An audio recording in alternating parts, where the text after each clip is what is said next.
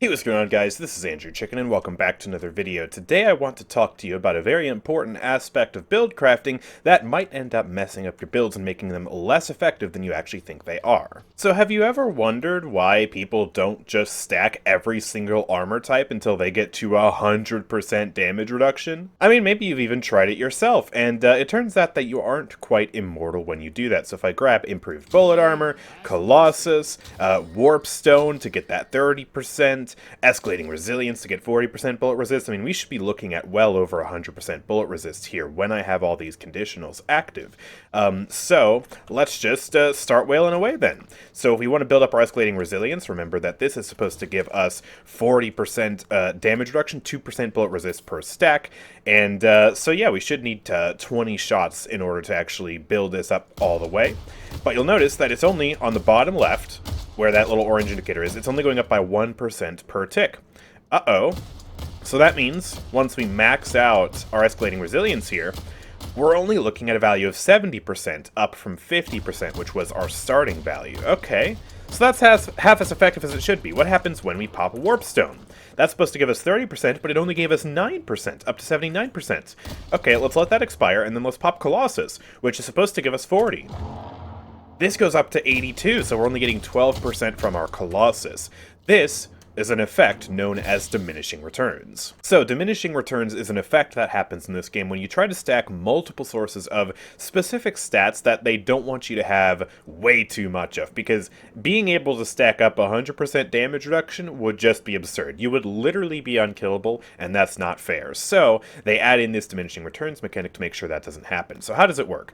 Well, you get the biggest single source of a particular stat, in this instance bullet damage reduction, completely undiminished. So in this case, our improved bullet armor is providing us 50% bullet resist, and so we're getting the full effect of that 100% of the time. But then, other sources that we try to stack on top of it will slowly be diminished. So you notice that our escalating resilience was only half as effective as it should be. When we capped out our stacks, we only got 20% bullet resist from this instead of 40%. And then because we already had two big sources of bullet damage reduction stacked on top of each other, the third source, our Warp Stone, got diminished even harder, from 30% down to 9%, and our Colossus went down from 40% down to 12%. It is still a very impressive amount of damage reduction, of course, but it's not nearly as strong as having 100% damage reduction. So that begs the question, what other stats get affected by diminishing returns, and how can I mitigate its effect on my build to maximize my usefulness that I'm getting out of my items? Well, I've done some testing and I have some answers for you. So first and foremost, as we already covered, damage reduction will be diminished, and this is both bullet and spirit reduction. Both of these will have diminishing returns. However, their diminishing returns are separate, so you're not going to diminish your spirit armor because you also have improved bullet armor. They are separate stats, and so they are treated separately when it comes to whether the diminishing returns algorithm decides to punish some of your sources of sustain. Lifesteal will also be affected by diminishing returns. So here we can go ahead and buy bullet lifesteal, which should provide 24% lifesteal, and as you can see, that is working just fine over here. We get 24% bullet lifesteal. It's the stat on the bottom left of this weapon stats page. Then if we go ahead and grab leech, which is supposed to give us 32% bullet lifesteal on top of that, we would expect a value of 56%. But what we actually get is a value of 48%. Still, I would say, probably worth it to stack both of these, but you will notice that it is getting diminished slightly. And if we go ahead and grab a third source of bullet lifesteal, a conditional source here, like Vampiric Burst, this provides 80% bullet lifesteal, and it's kind of interesting what happens here. This suddenly will become our biggest source of lifesteal while this conditional item is active, and then it'll diminish the other two sources of lifesteal that we have, our leech and our bullet lifesteal, by such a drastic amount. So take a look at this. On the left over here, you can see our weapon lifesteal stat. This is 48%. If I pop Vampiric Burst, it goes up to 90%, which sounds like a lot, and it is a lot. But 80% of that is coming from Vampiric Burst, meaning that our leech and our regular bullet lifesteal got diminished down to just 10%, which is kind of funny. So that is a pretty good exhibition of, yeah, the diminishing returns in effect as well, because if there were no diminishing returns, we would be receiving over 100% lifesteal. The damage reduction diminishing returns also apply in reverse, so if you're stacking multiple sources of negative spirit resist, that will also diminish against each other. This was showcased in my previous video where I nuked enemy resistances with Vindicta. Really fun video, I recommend watching it once we're done with this one. But yeah, you can just take this screenshot here where I am maximizing my negative resistances. I have Vindicta's Crow maxed out, I have Mystic Vulnerability and Bullet Resist Shredder on top of that. I also have Hunter's Aura with its triple effect. I also have Crippling Headshot in effect. And if we just add all these sources together, you'll notice that the number that we get is higher than the number we actually get in-game. And the same is true for another negative effect, which is movement speed slow. So we can grab slowing bullets, we can grab point blank, this should give us a 50% movement slow already, we can grab inhibitor for another 20% movement slow, we can grab mystic slow for another 25% movement slow, life strike for a 60% movement slow. This should give us more than 100% movement speed slow when all of these items are active, effectively rooting the enemies. But that's not what we see. We do still see that this guy is able to move. He is really slow, but he's still moving. So, yeah, that's a little awkward for us, but it's a very good thing, because would you like to be rooted in place because the enemies stacked all the movement speed slow items? I think not. Another thing that gets affected by diminishing returns is cooldown reduction. Now, there aren't too many sources of cooldown reduction in the game, but it is still relevant information to have. So if we grab superior cooldown and then imbue that onto our serrated knives here, this provides us a flat 24% non-imbued ability cooldown reduction, which is listed here in the spirit stats, and our serrated knives goes down to 10.9 seconds of cooldown from 16 seconds. So, that's all well and good. But what happens when we stack another source? Well, we can grab Rapid Recharge, which provides 25% cooldown reduction for charged abilities in particular, and we'll notice something interesting happen. Our serrated knives should have a less than 8-second cooldown if there was no diminishing returns, but the cooldown is still a little bit higher than 8 seconds, 8.16 seconds. And then if we grab Diviner's Kevlar, we get to really see the diminishing returns in action, because this provides us 10% cooldown reduction, and you'll notice that we only have 32% ability cooldown reduction listed here on the Spirit Stats page, which, you know, it was 24% previously, so we only went up by 8%.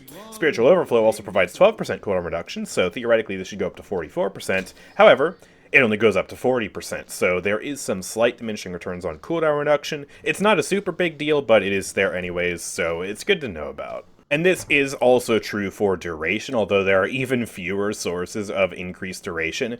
But if you notice here, I have superior duration, which provides 20% ability duration. If I add Diviner's Kevlar, we should be looking at 37%, but instead, we only get 34%. So very slight diminishing returns there.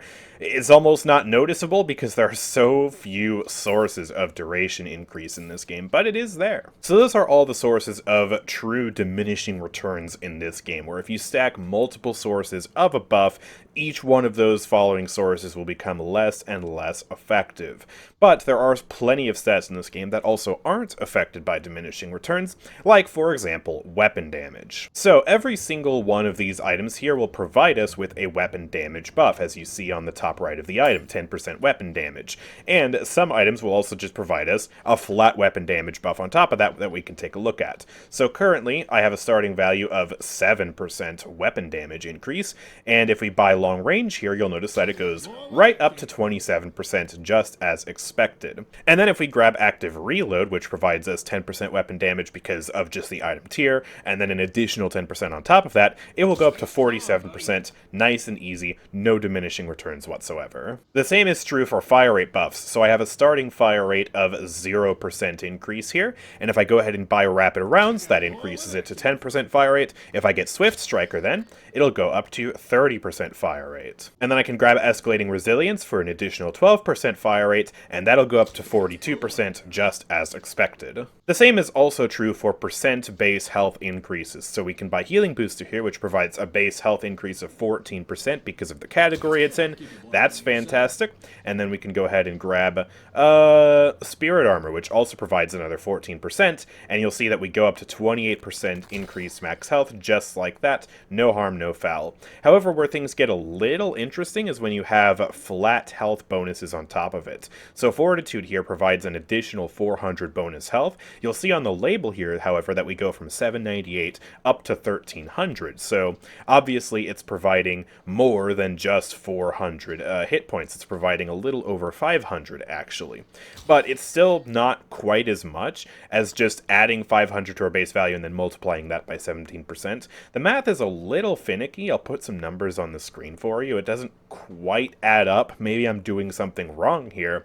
But yeah, it doesn't seem like there are any diminishing returns on that at least, so all your max health increases are pretty good. And if you want to stack raw spirit power, that is also not going to be affected by diminishing returns. So we start with a value of 12 here. If I buy extra spirit, it's going to go up by 14 because we get 4 spirit power from the item category and then 10 spirit power from the items. So boom, we go up to 26 just like that, as expected. And then if we go down here and buy improved reach, this gives 12 spirit power because of the item category and then an additional 8 because of the item. And you see we go up to from 26 up to 46 just as expected. Ammo also works the same way. You can see here that we have a 10% clip size increase. If we go ahead and grab basic magazine, that's going to go from 10% up to 36%, and then if we go ahead and grab active reload, which provides another 24% ammo, we're going to go from 36% up to 60% just as expected. However, that doesn't mean that there aren't still diminishing returns going on here, and I want to explain why.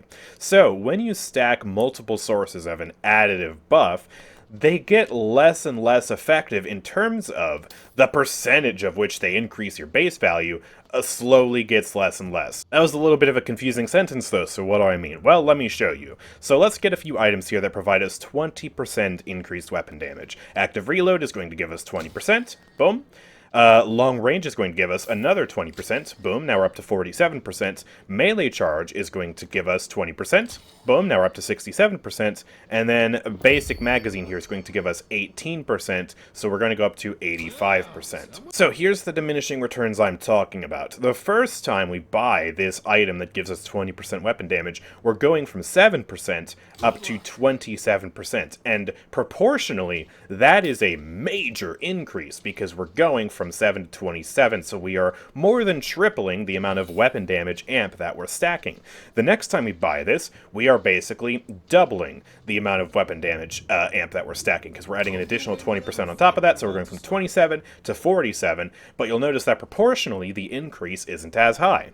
Then if we grab melee charge, we're going from 47% up to 67%, so we're adding less than 50% of an increase proportionally. And then if we add basic magazine, proportionally, the percent increase that we're adding is even smaller than that. And so the more of these additive buffs we add, the less we start to really notice them because they become much smaller pieces of a bigger weapon amp. So is it still helpful? Yes, but you might want to consider potentially branching out and leveling up multiple stats to round out your gun damage and make it stronger wholesale, rather than just keep adding on to one stat. That's why oftentimes you see good gun builds level up multiple stats and get just really big powerful increases across the board. For example, they'll grab Intensifying Magazine to give us a crazy weapon damage amp, and then they'll also buy some fire rate increases like burst fire, so that way we're shooting faster and our weapon damage is hitting harder, and both of these items are running at full capacity and proportionally giving us major increases. And then on top of that, they might reduce bullet resist on the enemies, which is another way to get massive damage that is a completely separate category and also won't run into diminishing returns with the weapon damage and fire rate amps that we're providing. And being well-rounded is also how we avoid some of the really harsh penalties of diminishing returns when it comes to stacking up our survivability. And so, you know, we have all these damage reduction items, they do diminish against each other, but we can still get one or two big sources of damage reduction and then also level up our health and then also level up other things that will allow us to become stronger without, you know, stacking into just one stat super hard and then having that stat be super diminished by the time we add on our third or fourth or fifth item. That's actually what I did in this goofy tank shiv build that I made a month ago that a lot of people really enjoyed. We do have our damage reduction in here. We have improved bullet armor, improved spirit armor, we have fortitude to increase our max health, and then we also have leech to give us lifesteal, so that way we can heal ourselves up in the fight while we have all this damage reduction. And because we're only buying one item in every single stat that just happens to be a really powerful item, we are actually not getting diminishing returns on anything right now. We have the full source of our damage reduction for bullet armor and spirit armor, and that's not diminishing against anything. We have our full source of lifesteal, not diminishing against anything. We have our full source of max health, which health doesn't diminish anyways, and so by stacking up in multiple different categories here, by being well-rounded, we avoid these diminishing returns entirely, and this build is ridiculously tanky. You get a lot of survivability from all this, and there are other categories too that you can use to make the enemies deal less damage to you. You can buy Mystic Slow to slow their fire rate. If the enemies are shooting you slower, then you're going to be taking less damage, obviously, and you could even go for something like Inhibitor, which is another thing, where you can apply a damage penalty to the enemies instead of stacking damage reduction on yourself. And so, yeah, you reduce their outgoing damage by 35%, and then you reduce the incoming damage by 50%. That's pretty powerful too. So let's wrap up and summarize what we've covered here today. There is an effect called diminishing returns that applies to certain stats that makes it so when you stack multiple sources of a stat, each progressive source gets diminished more and more. So the biggest source of the stat will be left completely fine, completely untouched, but then the smaller sources that you stack after that will be diminished more and more and more. So that way you can't get ludicrous things like 100% damage reduction or 100% movement slow. And the stats that are affected by this are damage reduction stats, lifesteal stats, cooldown reduction, duration, movement slow, and minus damage reduction, which is its own separate thing. Stats like bonus weapon damage, bonus ammo, bonus fire rate, extra spirit, and percent health increases are not affected by diminishing returns. However, they are all additive buffs, and so the more and more and more of each one you stack, the smaller percentage of the total weapon damage amp it becomes, and so in its own way, it is a kind of diminishing returns. And what all this is trying to get you to do is to inject variety into your builds and make sure that you're leveling up multiple stats to create a really well-balanced, holistic build, rather than just going super hard into one stat, and then having your character just not be as effective because the sources of that stat are just diminishing more and more and more. And so, when making a build, especially when it comes to survivability, I recommend dipping into several different categories to improve your character's survival. You can get the armors, but you can also get some lifesteal. You can get a max health increase. You can get debuff remover, and that's a great way to stay alive, because if you don't get stunned or you don't get hit by those bebop bombs, then you're not going to take any damage at all, and that's the best form of survivability. You can buy all these different types of items that level up different stats and make you super well-rounded and super effective. And the same goes for gun items, although there aren't really diminishing returns in the same way as those survival items, as damage reduction, of course. It's still a good idea to, instead of doubling down and just going super hard into like, oh, I only want to increase weapon damage, you might instead want to go, okay, let's upgrade a little bit of weapon damage, let's also upgrade our fire rate, let's also reduce the enemy's resistances to my gun damage. All that type of stuff will come together to be absolutely fantastic. So yeah, hopefully you found this video to be helpful with your Deadlock build crafting adventures. If you did, make sure to drop a like on the video and subscribe for more Deadlock videos from me. And also, if you really want to support the channel, help keep me doing what I'm doing, please consider becoming a channel member today, linked down below. And it is a great way to support the channel. There are a bunch of different price points. You get a whole bunch of different perks on the channel, as well as on the Discord server, which is also linked in the description. So a lot of things to check out, and all your support is greatly appreciated. But with all that being said, thank you guys for watching. I will see you all next time. Peace out.